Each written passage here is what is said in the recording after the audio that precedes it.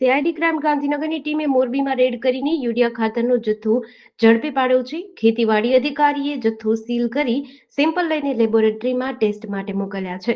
મોરબી જિલ્લાની વાત કરીએ તો સ્થાનિક તંત્ર ફરજમાં બેદરકારી દાખવી રહ્યું છે. તેનું રાજ તે જ જણાવી શકે તેમ છે. પરંતુ બહારની એજન્સી અને ટીમો અવારનવાર રેડ કરી કામગીરી કરે છે. અગાઉ પણ આ અન્ય વિભાગો ઊંઘતા ઝડપાયા છે.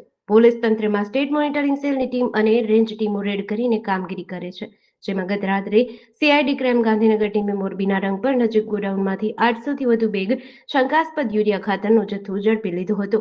સીઆઈડી ક્રાઇમ ગાંધીનગરની ટીમે ગત રાત્રે જેતપર રોડ પર આવેલ રંગપર ગામ નજીક આવેલ બંધ પડેલા ઝીબોન સિરામિકમાંથી શંકાસ્પદ યુરિયા ખાતરનો જથ્થો મળી આવ્યો હતો. 800થી વધુ બેગ અલગ અલગ કંપનીના યુરિયા ખાતરની બેગો અહીં રાખવામાં આવી હતી. બંધ સિરામિક ગોડાઉનનો ઉપયોગ અહીં કરવામાં આવતો હતો. જોકે સ્થાનિક તંત્રને તેની ગંધ સુધારાવી ન હતી. પરંતુ ગાંધીનગરથી સીઆઈડીની ટીમને બાતમી મળતા સીઆઈડી ક્રાઇમ ટીમે રેડ કરી જથ્થો ઝડપ્યો હતો અને મોરબીના ખેતીવાડી વિભાગને જાણ કરવામાં આવતા હાલ જથ્થો સીલ કર્યો છે. જે રેડ અંગે મોરબીના નાયબ ખેતીવાડી અધિકારી કેતન પરસાણીયાએ માહિતી આપતા જણાવ્યું કે સીઆઈડી ક્રાઇમ ટીમે જાણ કરતા ખેતીવાડી ટીમ સ્થળ પર પહોંચી અને અલગ અલગ કંપનીની કુલ 804 યુરિયા ખાતરની બેગોનો જથ્થો મળી આવ્યો, જે હાલ સીલ કરાયો છે.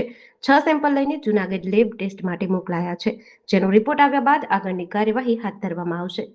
આજે સીઆઈડી ક્રાઇમ અને આપણે ખેતીવાડી નિયામક દ્વારા એક સંયુક્ત દરોડા પાડવામાં આવે છે. કઈ જગ્યાએ દરોડા પાડવામાં આવે છે, શું જથ્થો મળ્યો છે અને આ જથ્થો ક્યાંથી આવતો હતો, કઈ રીતનું આખું વિગત હતું?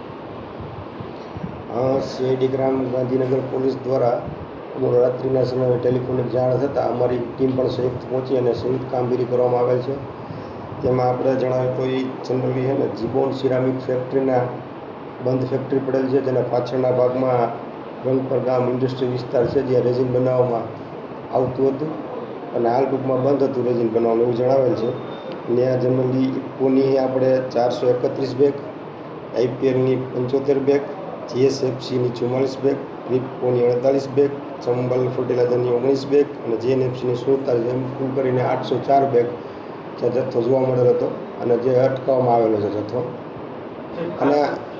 અને ટૂંકમાં એના 6 સેમ્પલ લેવામાં આવેલા છે અને આ બધા સેમ્પલો આપણે જૂનાગઢ રાસાયણિક ખાતર ચકાસણી પ્રયોગ ખાતે મોકલવામાં આવે છે. ખાસ કરીને આ જથ્થો છે તે ક્યાંથી મંગાવવામાં આવ્યો હતો અને કોને સપ્લાય કરવામાં આવતો હતો, શાના માટે ઉપયોગ કરવામાં આવ્યો હતો?